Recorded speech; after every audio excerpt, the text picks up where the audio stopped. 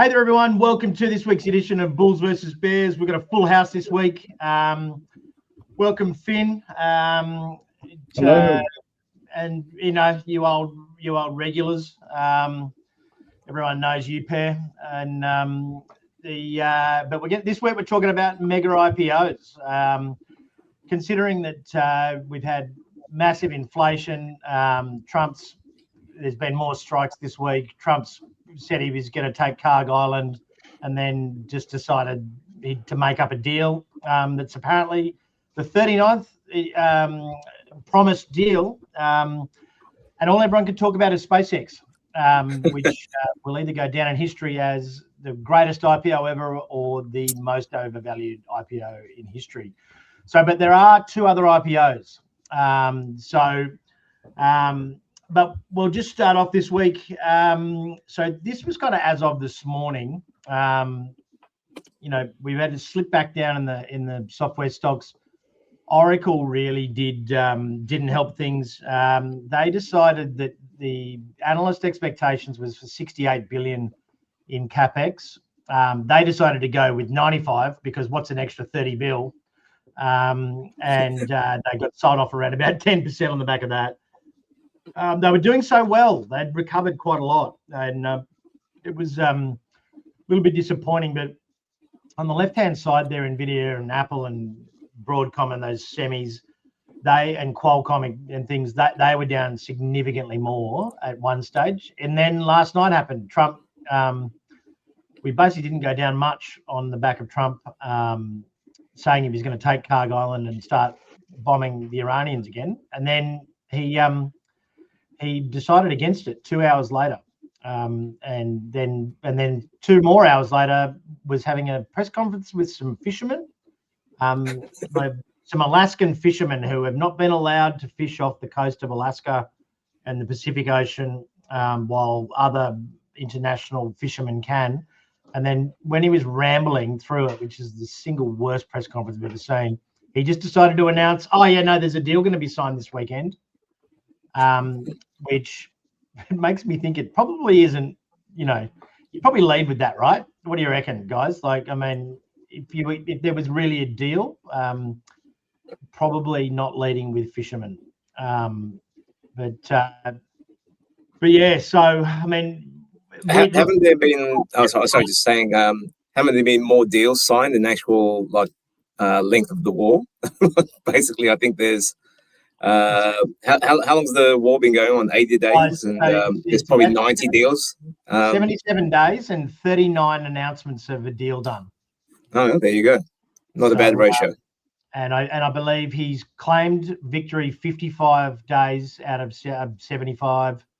And he said that they're completely destroyed 35 times. So yeah, he's making the boy who cried wolf look like, honest John. But look, and the one thing I did find interesting was that he was claimed that the U.S. Navy were actually escorting ships through the straits, and they got hundreds of millions of barrels through as well. So I'm just like, okay, well, if that's the case, apparently that still has not been verified. But what he mentioned that they snuck through only equated to 2 days of flow from the Strait of Hormuz anyway. So if you're going to lie, maybe just lie properly. He should have said, we could have said anything. No one believes him. But Kai, we had our software survivors this week. Every time we seem to, there was an update to our March one.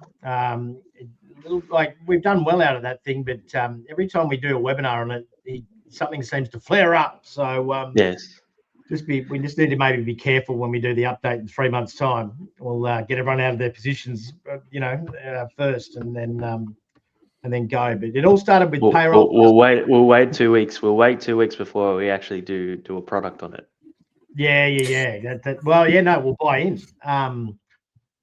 But yeah, so we had payrolls at 180,000, which was double what was expected. And then we had CPI come out at the worst numbers in I think it was 4.5. 4.2 or something, wasn't it?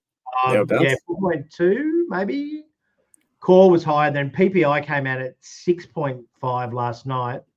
PCE, when it comes out, is likely to be no lower than 4.1, which is double the Fed's range.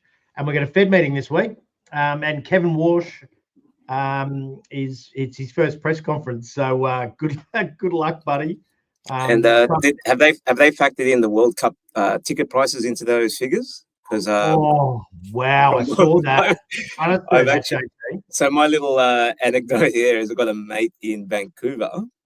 He's going to hang around for one of the Germany games, and he had to pay a couple of grand for some nosebleed tickets. And I was like, is that normal? Because yeah, that's actually the going rate. And so what I did was I actually had a look on some of the. So in America, ticket scalping is legal on the federal level, but every state has their own rules within that. So it all depends on which state you are in as to which ticket vendor you can actually have a look at. The USA games, obviously, being the home team, minimum ticket prices were $1,000 US, and that's like basically nosebleed sections. There are still some tickets in the the lesser known teams. Like I had to look at a map to find out where Curacao was, or Cape Verde, Haiti. I'm just showing my global ignorance here, but I'm used to a World Cup with 32 teams. But then in the final, FIFA have raised the upper limit of the premium tickets to $32,000 US a ticket. So yeah, there you go. That's the US does things bigger and better, and in this case, they're doing it in ticket prices. Well, just to compare, the nosebleed tickets was $68 at the last World Cup. The nosebleed tickets are now $380 US, I think. There's a little infographic. But the reason, so Finn, you're sitting there very quietly. We've been trying to hide you, being an ex-crypto boy. But we'll get you to have a little bit of a chat about that later on. But it's been a for all of those you people out there that are holding CSL, we got a guy with some real scars on the show today. Dropping from 200 to $100 is like a Tuesday for Bitcoin. Oh no worries. Put a bit of leverage on it too. Oh yeah, absolutely. So but no, crypto's 2017 now. We're talking about new IPOs and going to space. Yes. We thought we'd go to the moon, but now we're going further to where's Elon going to take us? Retail's speculating that we might go to Pluto. It sounds like by the valuation, but we'll see. Well, it's not even a planet anymore, is it? I think it got Moody's downgraded it. But look, I think I had a token called Safe Moon. But so maybe there's a lost opportunity in a segue there. But look, this week, and we were discussing this morning. I do the morning call, and it's been like it's actually getting to the point where I'm pulling my hair out. It is just Groundhog Day. Trump announces and he always announces it just before the close, like to get the market up. You can set your watch by it. Nothing's really changed. The market's is really frothy, but we had the SOX index, which is the semiconductors index, has had a day where it's down 13% this week, and then it bounced 9% yesterday. We surprisingly, and this is gold's all recovered today. This was as of yesterday, but materials rallied heavy in the US overnight because apparently, there's the war's over. Despite the fact that producer prices were up 6.5%, and we're probably going to get rate hikes. But speaking of CSL, up 14%, baby. All it took was the analysts to crap on it in the AFR and say that it was going lower, like they did at the top when they said it was going to $400. There was an article in the AFR this week unanimously going, "Oh, CSL's gone," and straight away up 14%. So they're also not particularly good, but and look, I mean, we're just we're in a holding pattern. We just had that 10-week run, and I did do the stats in preparation for this to try and get some sort of like advantage on the scoring, the bulls and the bear scoring that we pick every week. And it's been bang on. It said it'll go sideways for the next 2 weeks, and we have where is the we're missing the slide, but the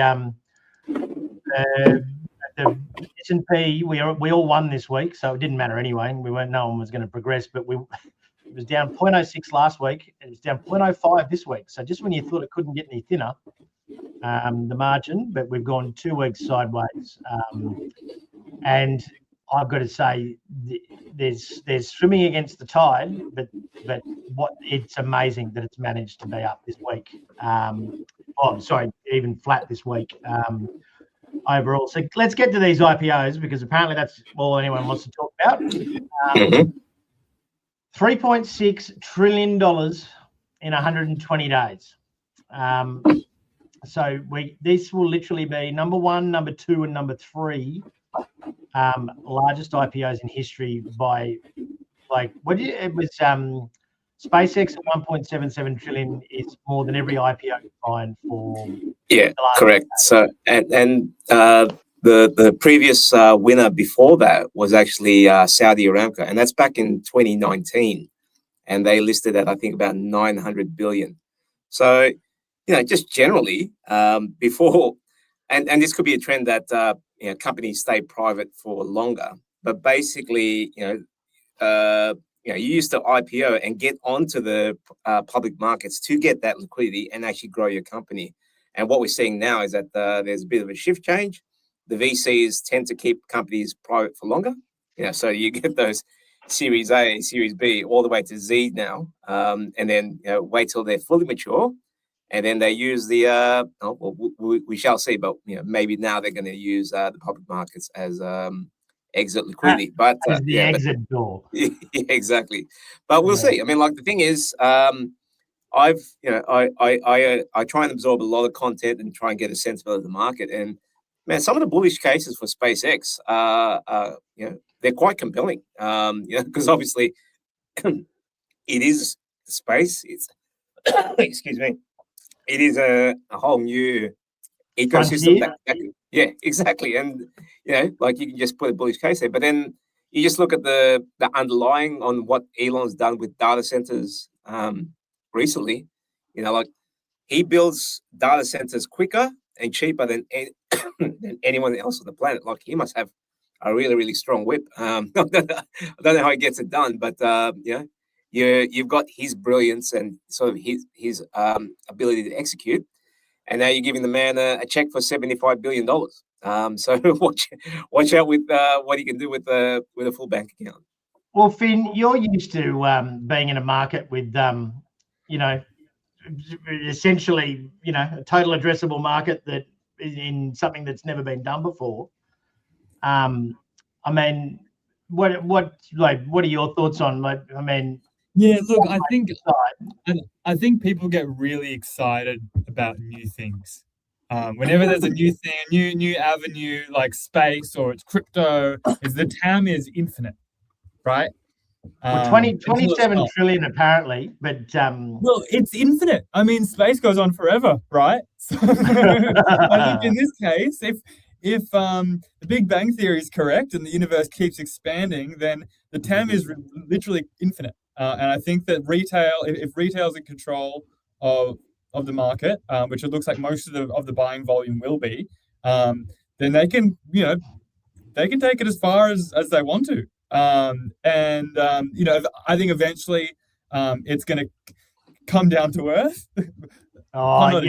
It's actually really hard to not use a pun when talking about space. I was busy the other day and we just were rolling into them. I said something and it's like, it'll probably rocket on this first, and I'm like, oh God, and then I said, come back down to earth.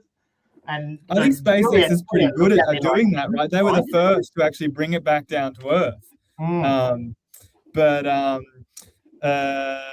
But yeah, look, I think it's gonna go pretty mental. I'd say the momentum, I predict anyway, that the momentum's gonna keep going after the IPO.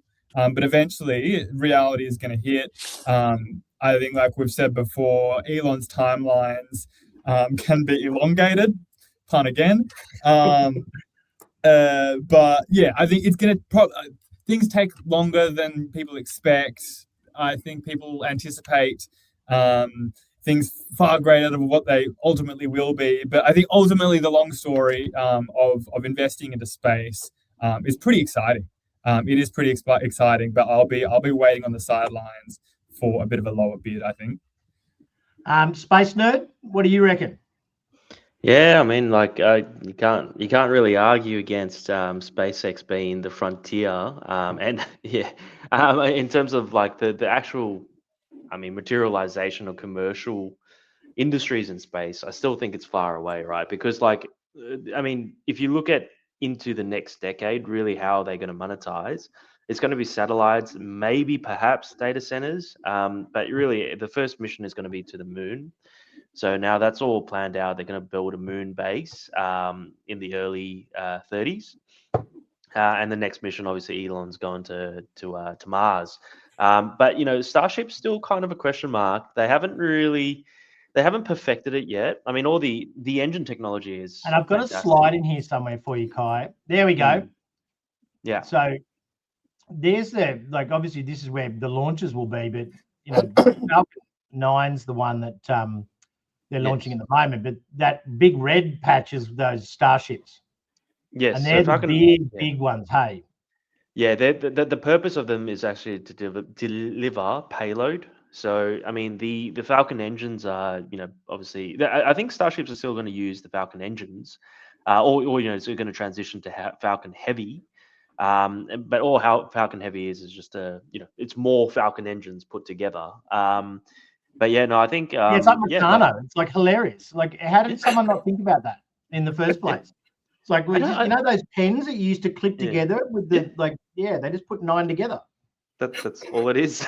Yeah, that's actually a really good way to describe it. Yes, but that's the brilliance. I think that's why he's such a brilliant engineer and also a commercial person. Where, you know, it doesn't have to be overly complex. The goal is, you know, what's the goal we're trying to achieve? Cheap payload. And he's done that with SpaceX, right? But I think the technology is still, you know, it's not going to be space-based for a long time. It's what use can we on Earth derive from having things in space? That's still the monetization point. So yeah, Mars is a whole new story. I think I honestly don't think we're going to get there in the next decade. Well, there's no commercial value except for if they find like mining opportunities or colonization or whatever. Like Mars is not like an immediate commercial. There's no revenue in Mars. No, and absolutely not, because absolutely not. It's going to be set up as a research station first, right? So, the moon might be a potential monetization ground where, you know, they talk like I remember hearing Jensen talking about potentially having space data centers and all that stuff. Maybe that's a possibility in the next decade. But yeah, it's still, I think, still a fair away from true commercialization. No, I mean, like, so Elon actually released some sort of diagrams. I haven't double checked it, but it was a couple of days ago of some. No point double checking it. Like possible data centers in space. I mean, like, what data have you got to say it's not going to happen? Well, it could be like the Cybertruck. Like, yeah, he released it 8 years late, and it took that 8 years rather than I think it was. No, it was 8 years late. Yeah, exactly. They were supposed to launch in 2018 or 2019. And he only just launched them. Yeah, and that was just an ugly truck. So the Roadster never happened. You know what that reminds me? It's The Simpsons, where Homer gets to design a car. That's like that's a Cybertruck. It's brilliant. Yeah, it's brilliant. No, but I always thought there was a good entrepreneurial opportunity in having one. You know how limos have those slides with the privacy slides? Mm-hmm. Hey, you've got young kids. How are you not installing that thing in there? Like, you know, that I thought that was a missed opportunity, but you want to look, you know, but I reckon you'd sell a few. But look, I mean, we'll talk about the other ones as well. So, but just a quick wrap up on SpaceX. It's apparently IPOing tonight. It'll be like just after lunchtime in the US. It'll only be open for a couple of hours. There's like all these rules around it, basically, which Elon's just said change it, and NASDAQ have gone, yes, sir. But there is a cap. Sorry, at up 30%.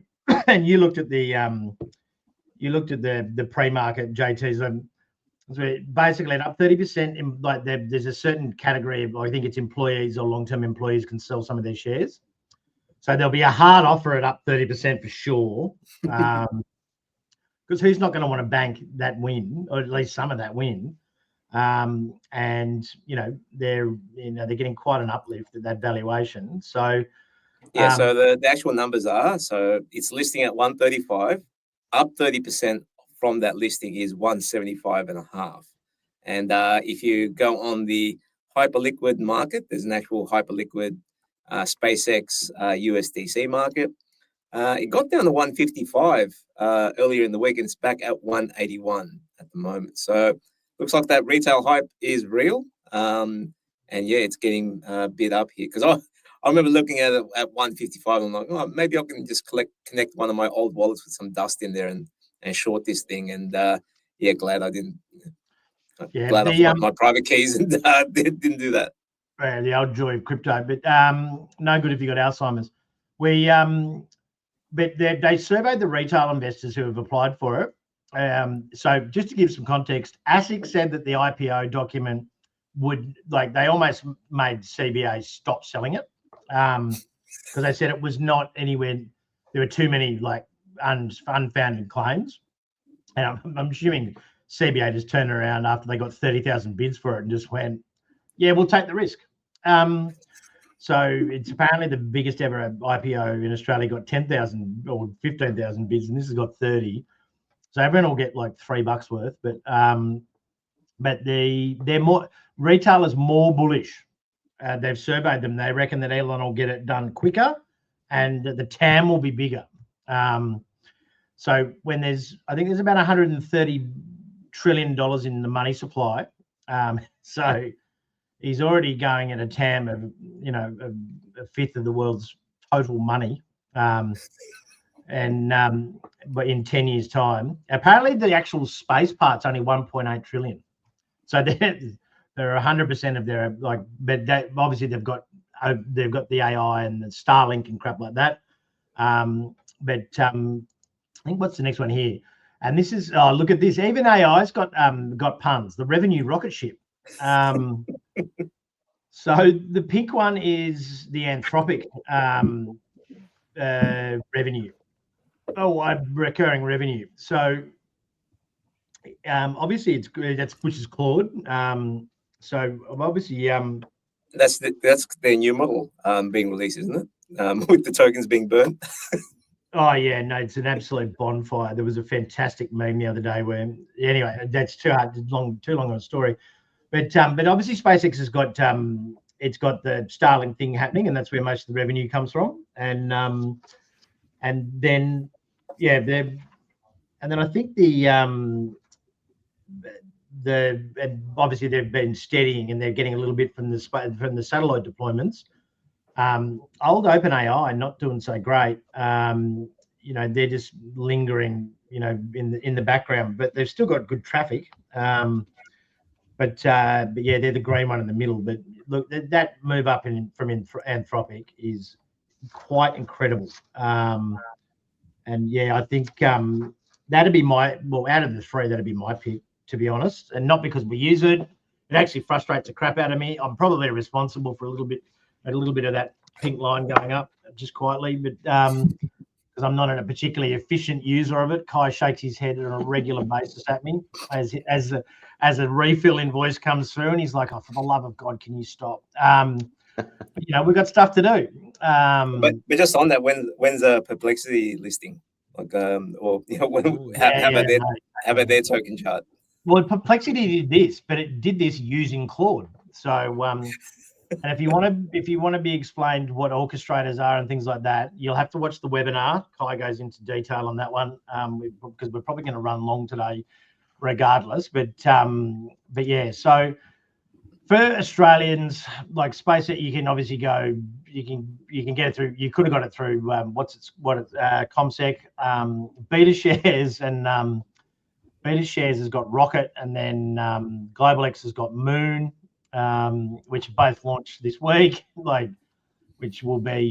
that'll be a disaster. That's never good luck. OpenAI targeting September, but they have put their documents in. Microsoft's a proxy, and then look, I mean, they're probably stretching to say Next DC and Megaport are a good way to, but they have done deals with those guys. And then, with Anthropic, I would imagine they don't seem as greedy as the first two, I've got to say. They're very peace-loving mung beans, the management team that own it. And they're all donating 80% of their net wealth when they die to charity. They've already committed, all of them. Probably before they got to 50 billion average run rate. He's sitting there going, how do we get out of that contract? But Amazon and Google basically own half of it. So the cleanest single stock proxy for Anthropic will really be, but you still end up with Amazon. But Amazon's got a massive chunk, as does Google. So can I just diverge here and just have a chat with Finn? Remember that SBF was an early investor into Anthropic. Oh man, and terrible! He invested in every single one of these businesses, didn't he? Yeah, that's he right. invested in every single one. So for those who don't remember, this was a little while ago. SBF, the founder of FTX exchange, the big crypto exchange that went bust. Sam Bankman. There's too many Sam. Bloody AI guy. Anyway, you can probably just refer to him by his prisoner number now. But anyway, yeah, that's right. So yeah, he went to prison. His exchange went bust because he decided to invest all of his money, or a lot of the exchange funds into illiquid businesses and risky trading strategies. But if these businesses were liquid, or maybe if we had hyper liquid today, which you can currently trade all of these businesses in a liquid way, he might have been able to hedge off his delta, and the business might not have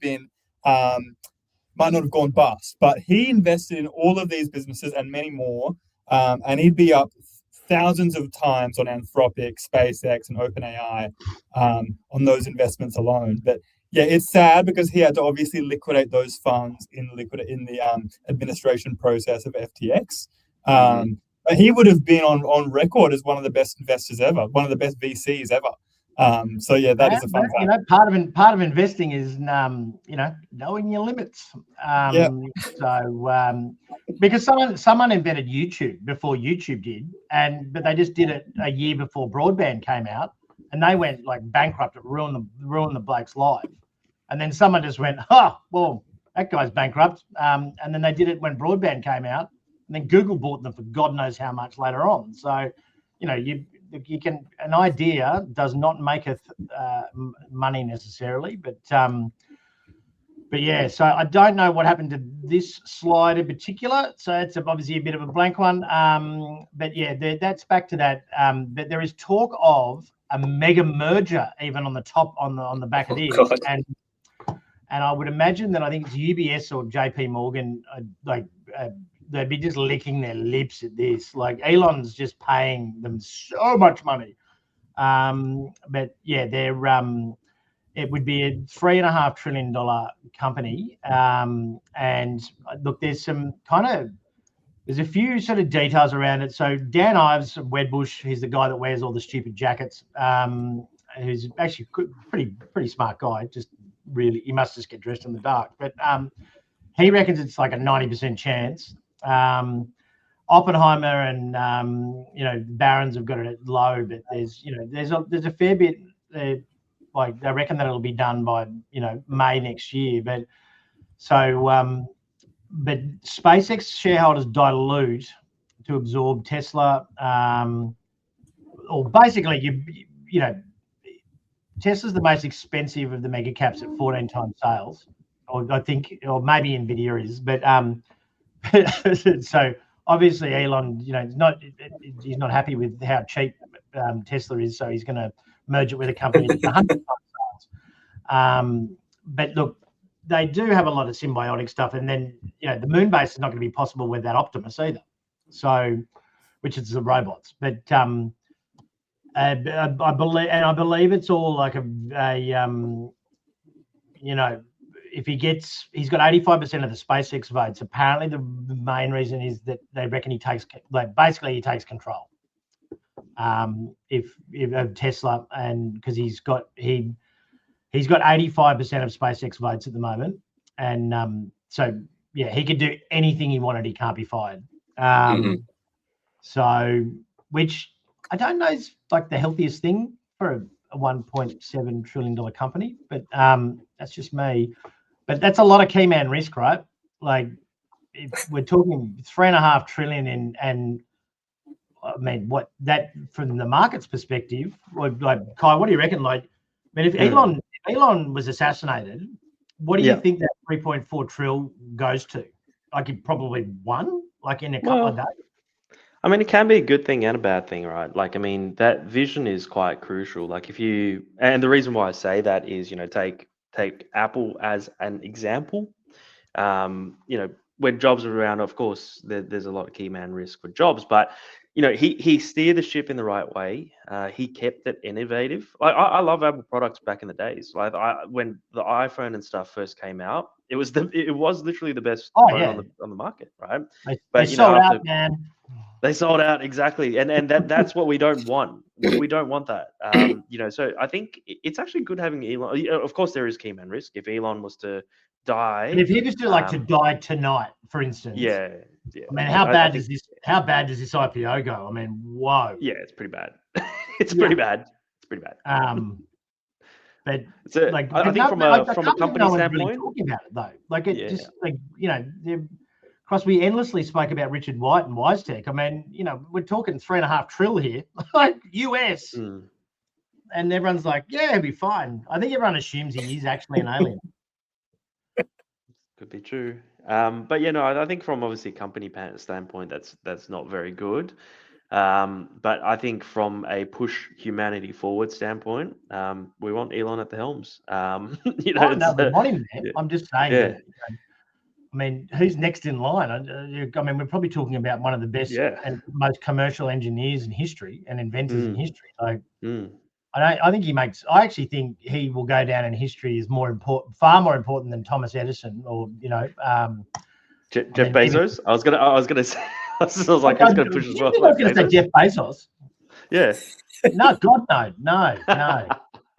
No, did you see his rocket? I mean, all he was, he should go into fireworks. It was that bad. It's one of the most I think I've mentioned this before, but categorically, that is, if this IPO goes badly, that is the meme that is going to be just all over the internet. So yeah, the Dow literally flat this week, and then look, we managed to eke in again, down 0.05. Oh no.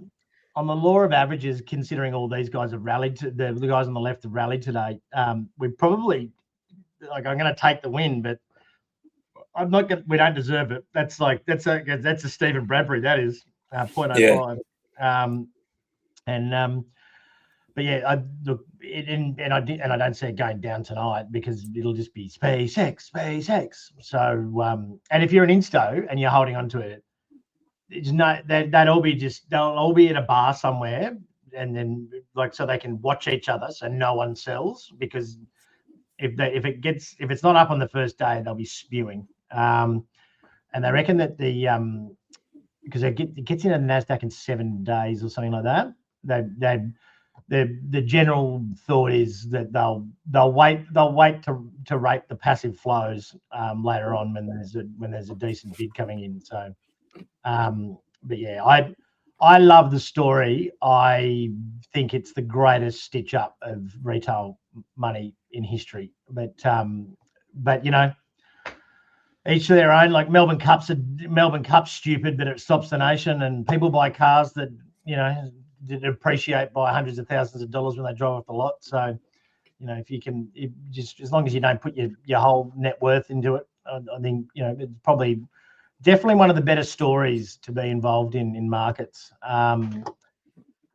Commodities, look, they're looking at so there's that part of the market called equities in the US that's ignoring absolutely everything. And then there's like the bond market and the commodities market, which are still correlating.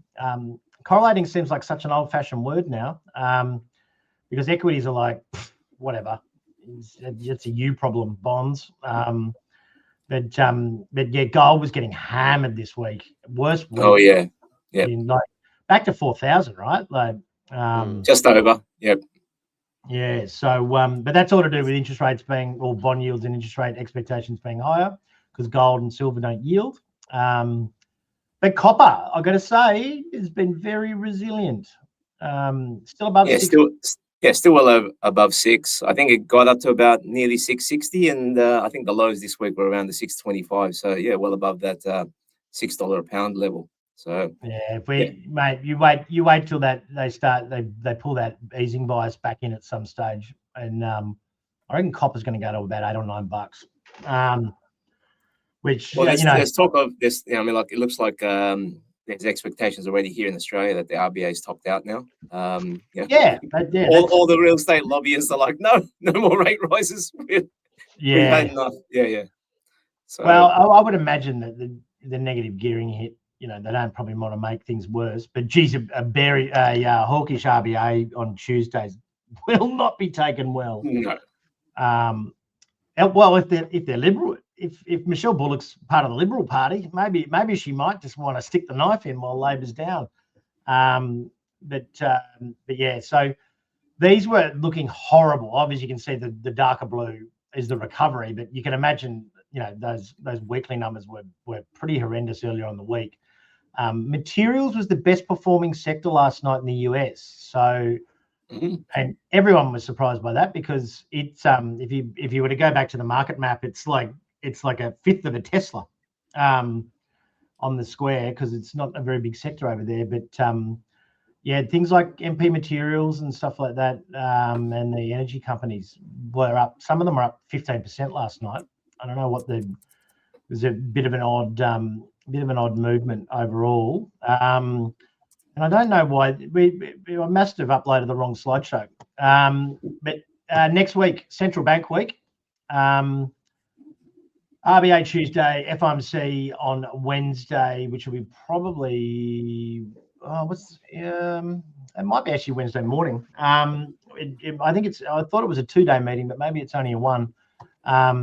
And there'll be a press conference with Kevin Walsh for the first time. He apparently was not going to have a press conference, and then someone told him he should. So there's those IPOs. We haven't spoken a lot about OpenAI or Anthropic. I think we might touch on it maybe next week, because we're running pretty long at the moment. But that is a lot of money that's going to have to be rebalanced in the index. So because the ones coming in, the 3, what is it? It's 4 trillion, or maybe nearly 5 trillion. It's 3.4 trillion or something. Oh no, that was the merger thing. But but either way, around 4 trillion, you're going to have that means that the index is going to reweight. You've got to sell all the other stocks, because you're replacing a $10 billion company and bringing in, which has never happened before. So there's a lot of theories around what the index is going to do. I don't even begin to pretend that I know exactly what's going on, but look, that seems like the sort of simple maths for me. But yeah, so but just before we get because we dragged on Finn to talk a little bit about crypto, and we've ended up space nerding out and ignoring everything else that was set for the show this week. But Finn, run us through. So obviously Bitcoin's had a bit of a rough run.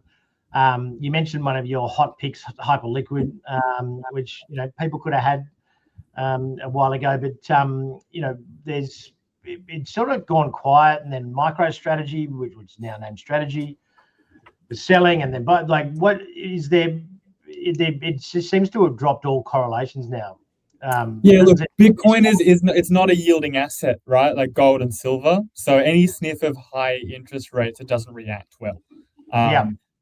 Hyperliquid is a yielding asset, so it's got more correlation to equities. So it did come back with the equity pullback the other day, but it seems to be mirroring the equities market more so than the broader crypto market, which is really interesting because it's kind of the first time we've ever seen, in a persistent way, cryptos, a crypto being uncorrelated with Bitcoin, because historically, Bitcoin kind of leads the charge and the rest kind of follow. So it's interesting to see that a yielding asset is actually being more correlated to equities than it is Bitcoin itself.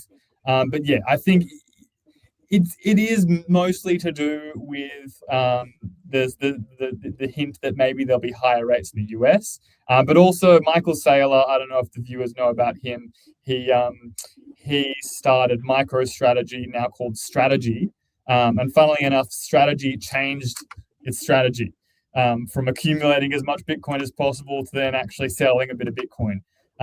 Very small amount of Bitcoin, but I think the market took it as a bit of a narrative shift. But it was to pay dividends, wasn't it? It's to pay dividends. So they came up with this other asset, STRC, which is it's like a crypto-linked yielding asset. It's a stupid idea, in my opinion. But they've got to pay dividends to holders, and those dividends come from its kind of holding company Strategy. So it had to actually sell some Bitcoin to pay those dividends.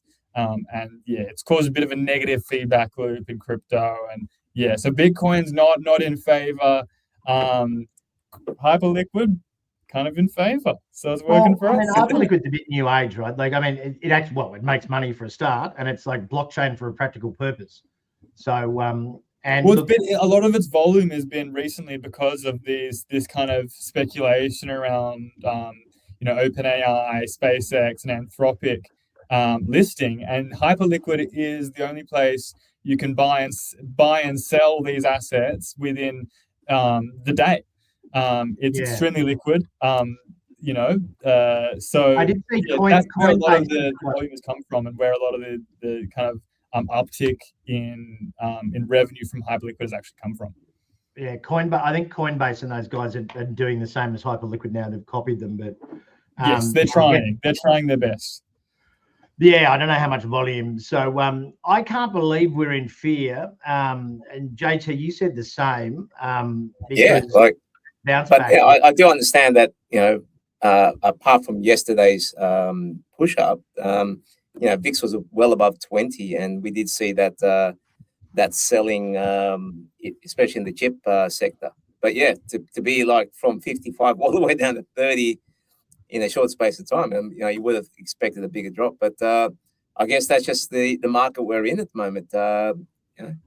Highly volatile, and it's a day-to-day proposition. Yeah, it scares the crap out of me. I am not a fan. This is I'm getting 2001 and 2007 flashbacks at the moment. Not that, I'm not definitely not calling it a bubble. Save your hate mail, people. But we all got it right last week, albeit by 0.05. Win's a win. A win's a win. Well, it's like the Soccer World Cup. It's like winning in a penalty shootout. Kai, we just assumed you were bearish, mate. No, I'll go bull. I'll go bull. Oh, God damn it. Change. Put it on the record. Yeah, you're on the record now. So you are a bull. Fair enough. Okay. That's but you just ask JT how that going counter thing works out for people. You're really risking your lead here, because if you're wrong, I'm going to be coming from last to first. But yes, now Finn, you get an honorary vote. Okay. Because look, and just quietly, if we're going to be up or down 0.05% for the next 3 weeks, you might actually start to eat into the early lead we've got. Can I say flat? Can I say within the 1% range of where we are now? No, sorry, against the rules. Okay.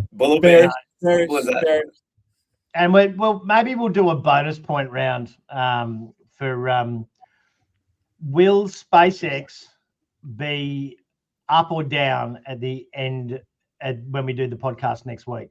So next Thursday's settlement. Uh-huh. I'm going to go I'm bull. going up. I'm going up.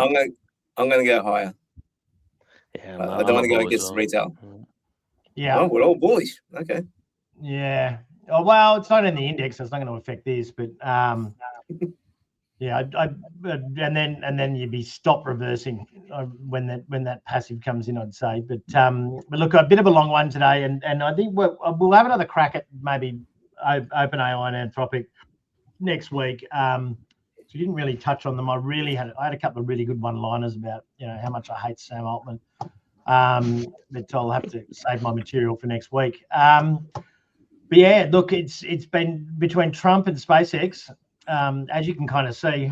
Like, not even us. No one wants to talk about markets or other stocks. So we're probably just got to get through this news blitz, and then we might go back to some boring old normal companies. And go from there. But I will jot down our SpaceX bets as well. I don't know how I'm going to award points.